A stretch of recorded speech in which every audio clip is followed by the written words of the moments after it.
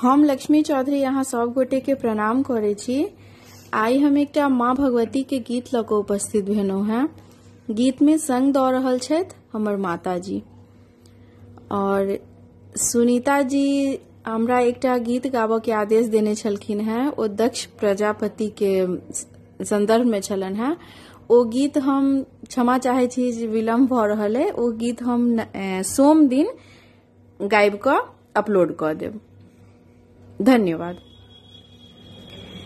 काली काली अम्बे भवानी महारानी के किल मनायब हे। काली काली अम्बे भवानी महारानी के किल मनायब हे। किल मनायब हे माँ के रिझायब।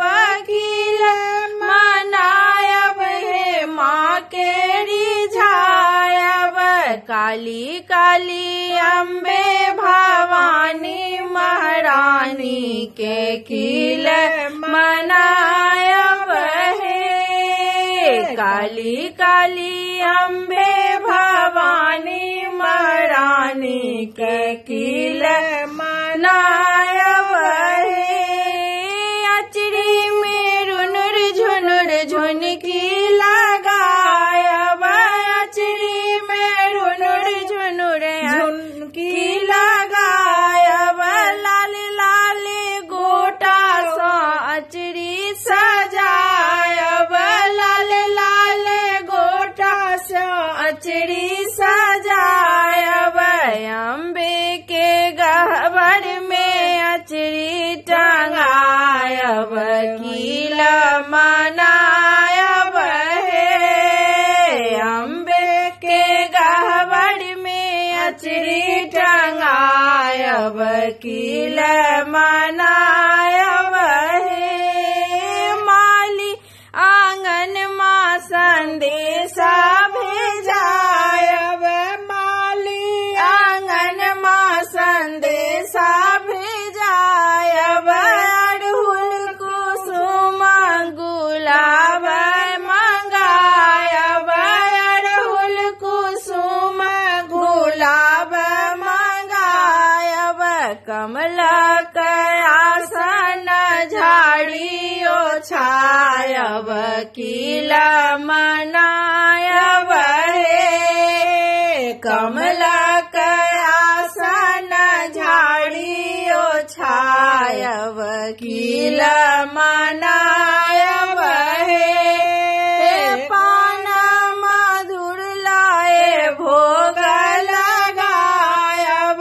पान मधुर लाए भोग लगायब। जोना ओ पेड़ा ओ मिश्री अनायब। जोना ओ पेड़ा ओ मिश्री अनायब। अगुला गुगुला धूप दीप देखायब। किल मनायब हे। अगुला गुगुला धूप दीप देखायब। किल मनायब हे। काली काली अम्बे भवानी महारानी के किल मनायब हे।